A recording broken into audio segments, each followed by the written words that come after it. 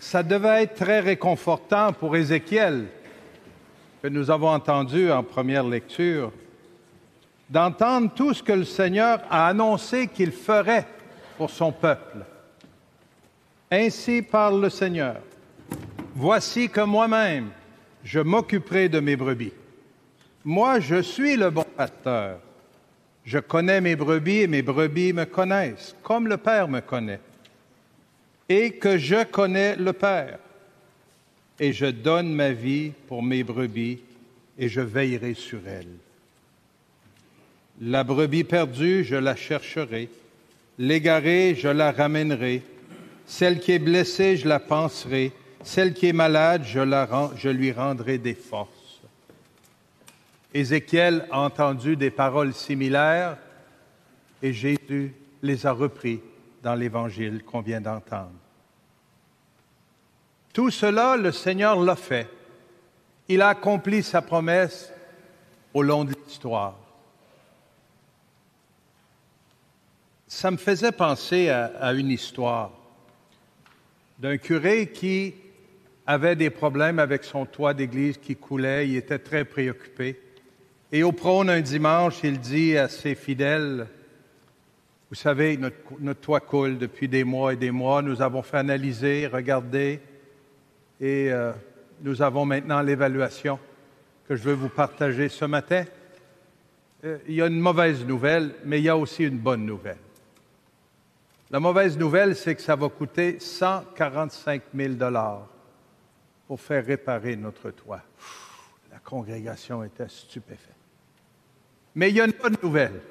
Nous avons l'argent. Oh, soulagement. Oui, nous avons l'argent. Elle est dans vos poches.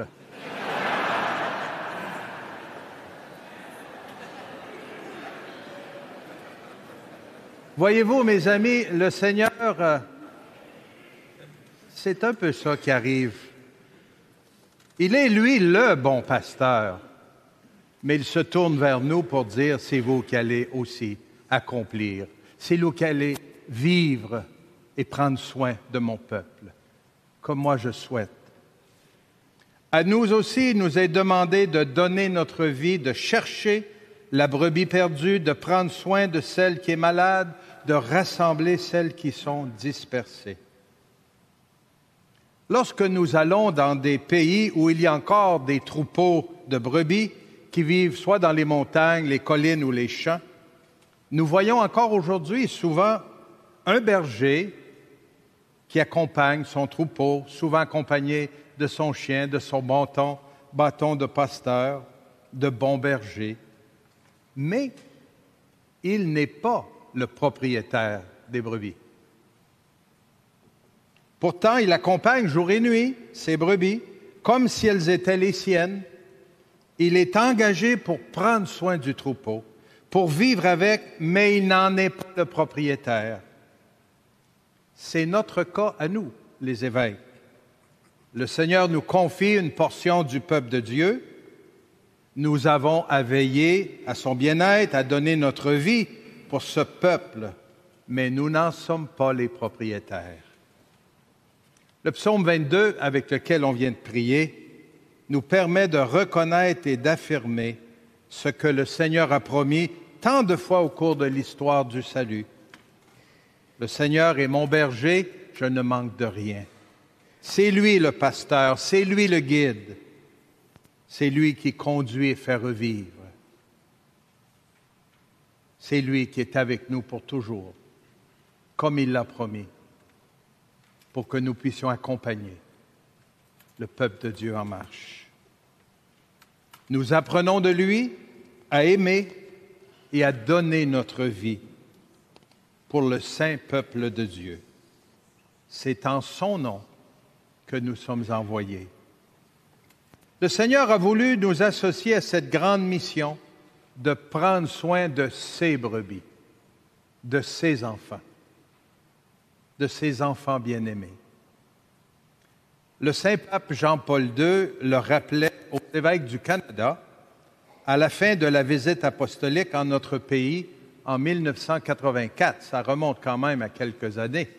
Je vous ai entendu chanter avec le chant d'entrée ouvrez les portes au Seigneur notre Dieu, c'était le chant-thème ici à Québec pour sa visite. Un chant qui nous ouvrait les horizons. Et le pape Jean-Paul II, à Ottawa, lorsqu'il a rencontré tous les évêques du Canada, a dit ceci. En la personne des évêques, assistés des prêtres, c'est le Seigneur Jésus-Christ, pontife suprême, qui est présent au milieu des croyants. C'est par eux, en tout premier lieu, qu'il prêche la parole de Dieu à toutes les nations et administre continuellement aux croyants les sacrements de la foi. C'est par leur sagesse et leur prudence qu'ils dirigent et orientent le peuple du Nouveau Testament dans son pèlerinage vers l'éternelle béatitude. Ces pasteurs choisis pour paître le troupeau du Seigneur sont les ministres du Christ et les dispensateurs des mystères de Dieu. À eux a été confiée la charge de rendre témoignage de l'Évangile, de la grâce de Dieu et d'exercer le ministère glorieux de l'Esprit et de la justice. Voilà, chers amis, le sens de notre ministère épiscopal, qui comporte notamment les charges d'enseigner, de sanctifier, de gouverner. Et le pape Jean-Paul II continue. Il disait aux évêques de notre pays, « Cette mission est sublime et redoutable. Elle suppose que, comme Pierre, nous redisions constamment au Christ la plénitude de notre foi, de notre amour.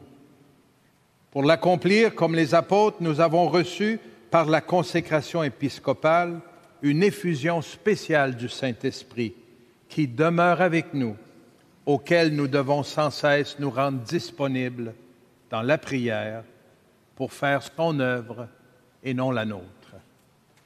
Dans tous les cas, il s'agit d'un service, du service du bon pasteur qui donne sa vie pour ses brebis. Ça, c'était en 1984. Revenons un peu plus près de nous, ici même, assis devant l'autel, il y a 2 ans et demi, le pape François. Lors des vêpres et pendant son homélie, il nous a exhortés en ces mots, et je le cite. « Et c'est précisément parce que nous sommes un signe du Christ que l'apôtre Pierre nous exhorte. Paissez le troupeau, guidez-le, ne le laissez pas s'égarer pendant que vous vaguez à vos occupations.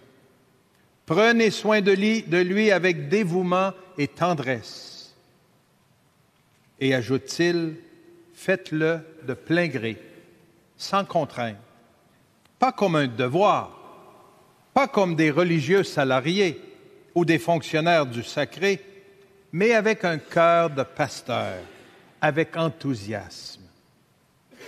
Si nous nous tournons vers lui, le bon pasteur, avant nous-mêmes, nous découvrons qu'il s'occupe tendrement de nous. Nous ressentons la proximité de Dieu.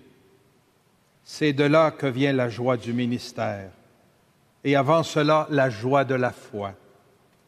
Non pas en voyant ce que nous sommes capables de faire, mais en sachant que Dieu est proche, qu'il nous a aimés en premier et qu'il nous accompagne chaque jour. Tu as bien entendu, Jean? Et pour nous aussi, qui participons, pasteurs, évêques et aussi prêtres, et tant d'autres personnes qui participent à notre mission. Nous rendons grâce à Dieu de t'avoir appelé à servir avec nous ce grand et beau diocèse de Québec. Nous y reconnaissons la bienveillante paternité de notre Dieu qui prend soin de son peuple en marche. Ensemble, avec le presbytérium et l'ensemble du peuple de Dieu, nous avons le bonheur et la responsabilité d'annoncer la bonne nouvelle qu'est le Christ et de veiller à la croissance de la vie chrétienne et du témoignage auquel nous sommes appelés à rendre au cœur de la vie en société. Tu as choisi comme devise épiscopale un verset de l'Évangile qui te touche beaucoup, où Jésus fait appeler un aveugle sur le bord du chemin par ses disciples. Il s'approche de l'aveugle qui est assis, mendiant sur le bord du chemin, et il lui dit, « Confiance, lève-toi, il t'appelle. » Le Seigneur te redit ces mêmes mots aujourd'hui. « Jean, confiance, lève-toi, il t'appelle. » Il t'a appelé, et toujours au cours de ta vie, tu as répondu, « Me voici. » Et je suis convaincu que le Seigneur adresse à chacun et chacune d'entre nous la même invitation. Chacun selon notre vocation, notre appel. Confiance, lève-toi, il t'appelle. C'est ensemble que le bon pasteur souhaite que nous avancions sur les routes de la mission. Le pape François nous a invités à vivre cette mission de façon bien concrète lors de son passage à Québec. Permettez-moi de le citer encore. Je le revois encore, assis ici, nous dire « Chers frères et sœurs, il est nécessaire de proclamer l'Évangile pour donner aux hommes et aux femmes d'aujourd'hui la joie de la foi. Mais cette annonce ne se fait pas d'abord par des mots, mais par un témoignage débordant d'amour gratuit, comme Dieu le fait avec nous. C'est une annonce qui demande à être incarnée dans un style de vie personnel et ecclésial capable de raviver le désir du Seigneur, d'insuffler l'espérance, de transmettre la confiance et la crédibilité. Cher Jean, je sais que c'est ton désir le plus profond d'être un témoin lumineux et joyeux de l'Évangile au sein de l'Église et du monde de notre temps. Merci de la confiance que tu manifestes dans le oui à l'appel du Seigneur. C'est toi-même qui disais, « Je le fais dans la confiance aussi en l'intercession de saint François de Laval, dont nous avons pris les textes de la fête liturgique et dans la sagesse d'un de ses conseils, que les missionnaires tâchent d'éviter deux extrémités qui sont à craindre en ceux qui s'appliquent à la conversion des âmes, de trop espérer ou de trop désespérer. Cela rejoint les dernières lignes du droit canon latin. Ça, c'est l'ancien chancelier qui parle comme ça. Cela rejoint les dernières lignes du droit canon latin, sans perdre de vue le salut des âmes qui doit être dans l'Église la loi suprême. Jean, appelé à être un bon berger, un bon pasteur au sein de notre Église diocésaine, devient un saint évêque. Car moins que cela, ça ne vaut pas la peine.